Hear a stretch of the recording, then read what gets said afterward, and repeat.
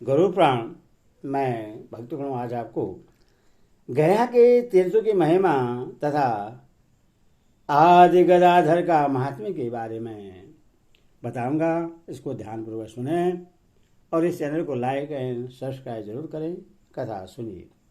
ब्रह्मा जी ने कहा, इस गायत्री क्षेत्र में जो विख्यात प्रेत शिला है वह प्रवास प्रेत कुंड एवं गयासुर शीर्ष नामक तीर्थ में 3 प्रकार की अवस्थित है। सर्वदेवमयी इस शिला को धर्म देवता के द्वारा ऐश्वर्य के लिए धारण किया गया है। अपने मित्रादिक बंधु बांधवों में जिन लोगों को प्रेत योनि प्राप्त हो गई है उनका उद्धार करने के लिए यह प्रेत शिला शुभ है। अतएव मुनिजन निर्विघ्न तथा राज पत्नी आदि इस प्रेत शिला पर आकर के अपने पितृजनों के लिए श्राद्ध कर ब्रह्मलोक प्राप्त करते हैं।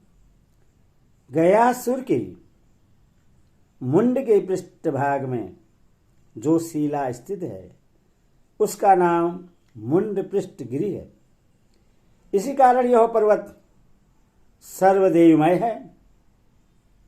इसके पाद देश में ब्रह्मा सरोवर आदि अनेक तीर्थ हैं। उन तीर्थों में एक अरविंद वन नामक तीर्थ है। उस वन में सुशोभित होने के कारण उसके पर्वतीय प्रांत भाग को अरविंद गिरि कहते हैं। वहां पर क्रोच पक्षियों के चरण चिन्ह विद्यमान रहते हैं। इसीलिए वह पर्वतीय भाग क्रोच पाद के नाम से प्रसिद्ध है। श्राद्धादि करने से वह तीर्थ पितरों को ब्रह्मलोक प्रदान करता है। आदिकाल से ही यहाँ पर आदिदेव भगवान गदाधर विष्णु अव्यक्त रूप में शिला रूप से स्थित है। इसीलिए यह शिला देवमयी कही गई है। यह शिला गयासुर के सिर को आच्छादित करके वर्तमान समय में अपने गुरुतत्व भाव के कारण चारों ओर से अवस्थित है।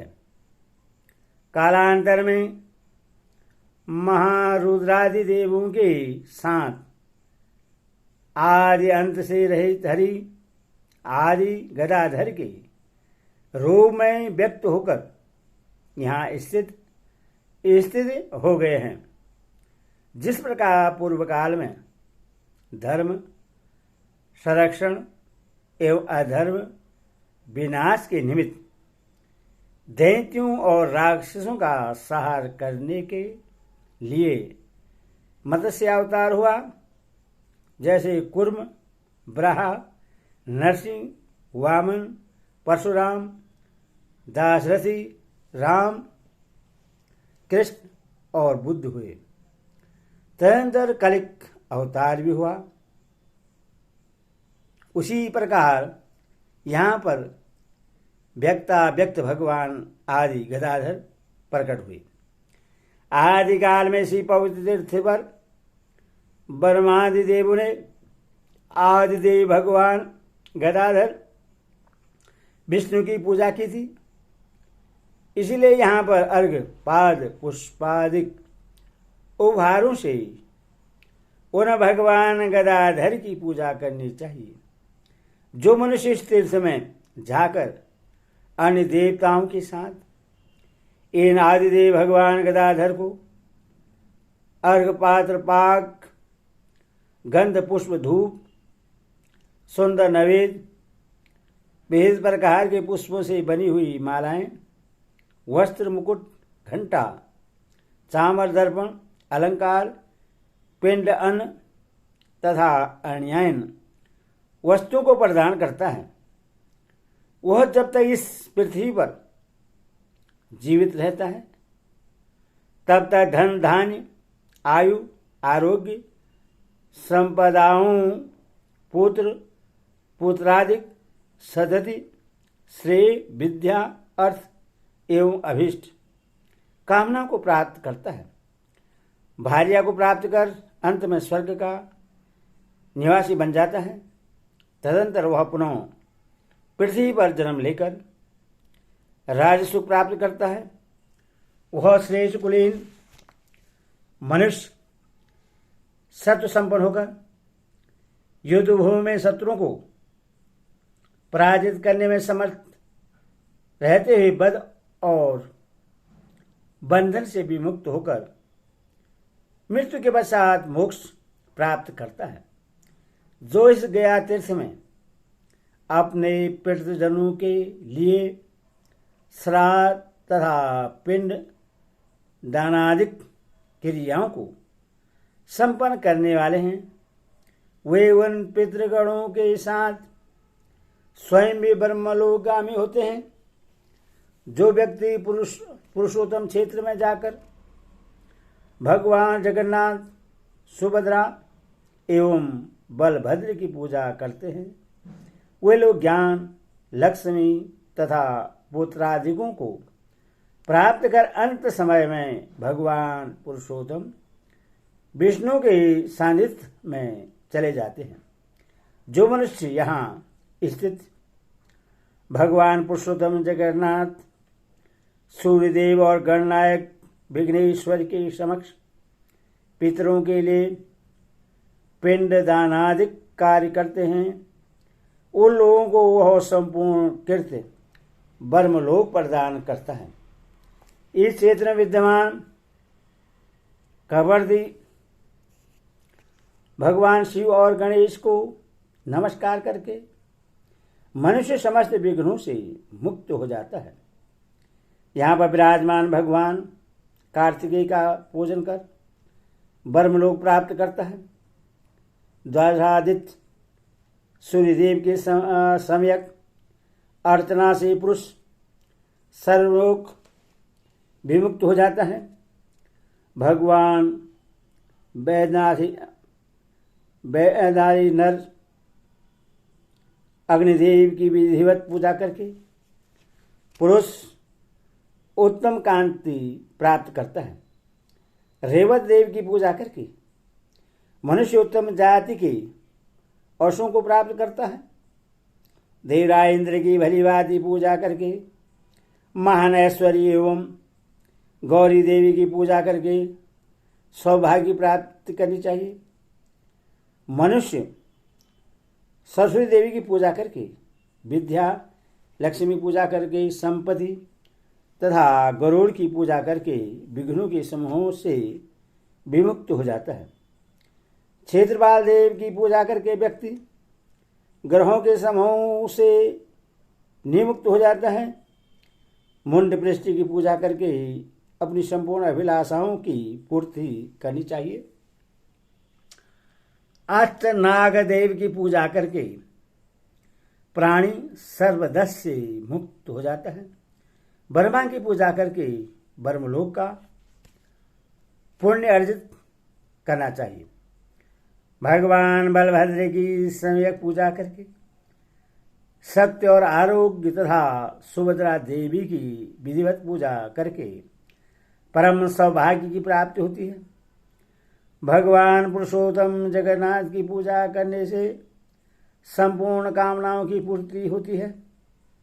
भगवान नारायण की पूजा करके वह मनुष्यों का अधिपति होता है। नरसिंह देव के चरणों का स्पर्श एवं नमन करके मनुष्य संग्राम में विजयी होता है। वराह देव की पूजा करके वह पृथ्वी का राज्य प्राप्त करता है तथा मालाधर एवं विद्याधर का स्पर्श करके विद्याधरों के पद की पद को प्राप्त कर लेता है। भगवान आदि गदाधर की सम्यक पूजा करके प्राणी समस्त अभिलाषाओं को पूर्ण कर लेता है। भगवान सोमनाथ की पूजा से शिवलोक को प्राप्त करता है। रुद्रदेव को नमस्कार करके रुद्रलोक में प्रतिष्ठित होता है। रामेश्वर शिव को प्रणाम करके मनुष्य को राम के समान अतिशय प्रिय बनना चाहिए। भगवान ब्रह्मेश्वर की पूजा करके ब्रह्मलोक प्राप्ति की योग्यता प्राप्त करनी चाहिए। कालेश्वर की भली भांति पूजा करके कालजयी बनना चाहिए। केदारनाथ की पूजा करके शिवलोक में प्रतिष्ठा प्राप्त करनी चाहिए और भगवान सिद्धेश्वर की पूजा करके मनुष्य को ब्रह्मलोक प्राप्त करना चाहिए। आगदेव रुद्र आदि के साथ भगवान आदि गदाधर विष्णु का दर्शन करके अपने सौकुलों का उद्धार कर उन्हें ब्रह्मलोक प्राप्त कराएं। आदि गदाधर की पूजा से धर्मार्थी धर्म को, धनार्थी धन को, कामार्थी काम को तथा मोक्षार्थी मोक्ष को प्राप्त करता है। इनकी पूजा से राज्य चाहने वाला पुरुष राज्य और शांति का इच्छुक शांति प्राप्त कर लेता है। सब प्रकार की कामना करने वाला सब कुछ प्राप्त कर लेता है। इन भगवान आदि गदाधर की अर्चना से पुत्र की कामना करने वाली स्त्री को पुत्र, सौभाग्य चाहने वाले को सौभाग्य तथा वंशाभिवृद्धि की इच्छुक स्त्री को वंशाभिवृद्धि का पुण्य प्राप्त करना चाहिए। मनुष्य श्राद्ध, पिंडदान, अन्नदान तथा जलदान के द्वारा भगवान गदाधर देव की विधिवत पूजा करके ब्रह्मलोक प्राप्त करता है। पृथ्वी पर अवस्थित सभी तीर्थों की अपेक्षा जिस प्रकार गयापुरी श्रेष्ठ है, उसी प्रकार शिला के रूप में विराजमान गदाधर श्रेष्ठ है। उनकी मूर्ति का दर्शन करने से संपूर्ण शिला का दर्शन हो जाता है, क्योंकि सब कुछ तो भगवान गदाधर विष्णु ही हैं। श्राद्धेनम पिंड दानेनम अन्नदानम वारिदहो ब्रह्मलोकमाप्नोति समपूजयन्ति गदाधरम्। पृथिव्यां सर्वतीर्थोभ्यो यथा श्रेष्ठ गयापुरी तथा शीलादिरूपज्यो श्रेष्ठ चैव गदाधरौ। तस्मिन् दृष्टे शिला दृष्टा यतः सर्वगदाधरौ। ओम विष्णुवे नमः, विष्णुवे नमः, विष्णुवे नमः।